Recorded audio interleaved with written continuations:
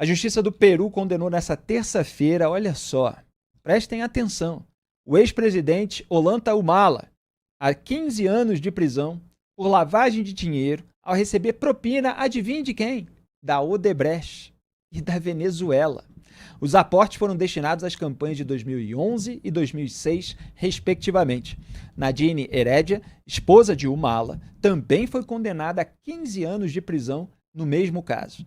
Em 2016, a Odebrecht admitiu que pagou dezenas de milhões de dólares em propinas e doações eleitorais ilegais no Peru. Humala foi acusado pelo Ministério Público por ocultar o recebimento de 3 milhões de dólares da empreiteira para a campanha presidencial de 2011. Como cofundadora do Partido Nacionalista, a esposa de Humala também foi acusada pelo crime. Na campanha derrotada de 2006, o casal teria desviado quase 200 mil dólares enviados pelo ditador venezuelano Hugo Chávez e antecedeu Nicolás Maduro. O senador e ex-juiz Sérgio Moro escreveu a seguinte mensagem sobre a condenação de Humala. Abro aspas. A Justiça do Peru ensinando uma lição a alguns ministros do STF. A corrupção é crime, precisa ser punida e não ser premiada. Fecho aspas. Pois é, lá no Peru, a roubalheira não fica impune. É o caso Odebrecht. Isso aí é derivado da Lava Jato. Então, qual é a diferença para o Peru e para o Brasil? É que lá as provas foram avaliadas pela Justiça e a Justiça falou, olha, essas pessoas são criminosas, merecem uma punição, merecem uma pena, um chá de cadeia. Aqui, o STF falou assim, bom, já que, na verdade, estou fazendo a minha análise, evidentemente, do que foi feito no Brasil, já que as provas estão escancarando o escândalo, vamos anular as provas. Vamos varrer tudo para debaixo do tapete. Aliás, foi o que o ex-procurador Carlos Fernando Santos Lima publicou outro dia no Facebook. Que as provas eram tão escancaradas que eles precisaram, o sistema precisou anulá-las. É o que eu sempre falei. Então isso foi usado para blindar aqueles políticos que são justamente aliados da cúpula do Poder Judiciário. E é lamentável que a gente veja ainda ministros do STF fazendo acusações contra investigadores e juízes que estavam atuando com base naquelas provas que eles invalidaram, de que são uma organização criminosa. Quando a organização criminosa estava instalada na Petrobras, desviando dinheiro dos cofres públicos, recebendo propina, atuando de uma maneira que viciava a licitação, havia um rodízio de vencedores de licitação de uma maneira fraudada ali no Clube das 6 Empreiteiras. Tudo isso foi varrido para debaixo do tapete. No Peru não está sendo, doutor Teixeira. Incrível, né? O Peru realmente, a justiça tem acontecido, né? Não tem tido uma reversão. No ano passado, o Alejandro Toledo também foi presidente do Peru, recebeu propina da Odebrecht, foi condenado à prisão. Ele, quando o julgamento estava acontecendo, estava ainda nos Estados Unidos, a justiça pediu a deportação dele, foi para o Peru, se defendeu na justiça e foi condenado. Vários outros casos também, né? O Alan Garcia também estava sendo investigado pela justiça no escândalo da Odebrecht, ele que comete suicídio quando a polícia chega na casa dele. PPK também, que era o presidente, Pedro Pablo Kuczynski, renunciou ao cargo, e as coisas continuam caminhando. O que é interessante também, porque o Peru é um país que a política é super instável, teve uma rotatividade enorme de presidentes, mas a justiça continua funcionando, né? Não teve esses reveses todos que a gente teve no Brasil.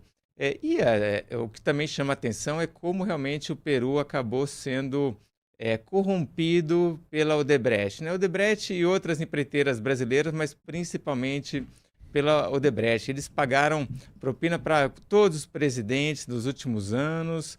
É certo que construíram algumas coisas importantes, mas o que foi aí de dinheiro pelo ralo é gigantesco. E quem era ali o consultor, né, das empreiteiras brasileiras que ia lá, tem até vídeo desses registros, era o José Dirceu, né?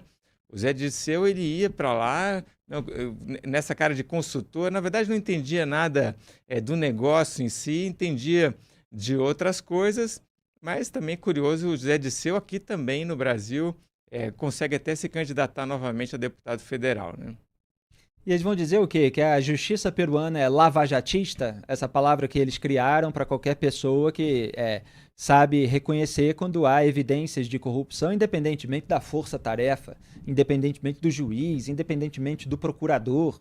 Pois é, Tanta gente no mercado da comunicação brasileira que é engambelado, ou claro, que faz aquilo que é conveniente, porque contestar gente muito poderosa não é algo bem-vindo, em determinadas emissoras de TV e rádio, que fica acreditando nessa conversa fiada de lavajatista, de lavajatismo, morista, deltanista ou qualquer coisa nesse sentido. Daí, essas pessoas estão atuando politicamente, muitas vezes a gente diverge delas, e não foram elas que encontraram todas as provas sobre todos os acusados, foram dezenas e dezenas de agentes da Polícia Federal, outros procuradores. Então, quando você tem prova, você tem que condenar, e é isso que o Peru fez. A gente vai para um intervalo de 2 minutinhos e volta já. Muito bem, a gente fica aqui no canal do YouTube de O Antagonista, pedindo seu like, pedindo que responda a enquete e que deixe seu comentário no chat. Duda Lê. Vamos lá, Duda Teixeira. Gilmar Mendes vai dizer que a Lava Jato do Peru é uma organização criminosa? Olha aí. Miguel Constance Martins. Nossa justiça anda longe da justiça. Silohane Cavalcante. Justiça do Peru dando exemplo. O Antagonista, o único jornalismo que assisto. Valdenice Kruger. Lula nunca mais. Bolsonaro nunca mais. Tânia Ribas, só no Brasil mesmo tudo isso é perdoado pelo STF. Aliás, deixa eu fazer um complemento até para a gente incluir no mesmo corte quando fizer esses comentários que acabaram de vir e essa minha consideração final. Qual foi o veículo de comunicação que vocês viram contestar as falas de Gilmar Mendes em Harvard nos últimos dias? Eu escrevi 2 artigos, eu trouxe aqui um roteiro para o Papo Antagonista baseado nesses artigos, a gente mostrou os vídeos, a gente recuperou vídeos históricos que ajudam a contestar as narrativas sintéticas e enganosas de Gilmar Mendes. A gente faz um trabalho, um compromisso com os fatos e com a história. Não é com um compromisso com o poder de turno. E, lamentavelmente, o restante de boa parte, pelo menos, da imprensa brasileira, não dá para colocar todo mundo nesse balaio, fica à mercê dessas narrativas impostas de cima. E a gente está incomodando com a verdade. A gente está incomodando porque a gente traz a história, a cronologia, os fatos que essa gente prefere enterrar. E as pessoas que se incomodam com o jornalismo de O Antagonista, elas não contestam aquilo que a gente diz. Elas buscam outros caminhos para evitar que a gente diga. Então já houve censura contra a Cruzoé, já houve outras coisas nos bastidores e a gente continua enfrentando muitas pressões, mas vai continuar.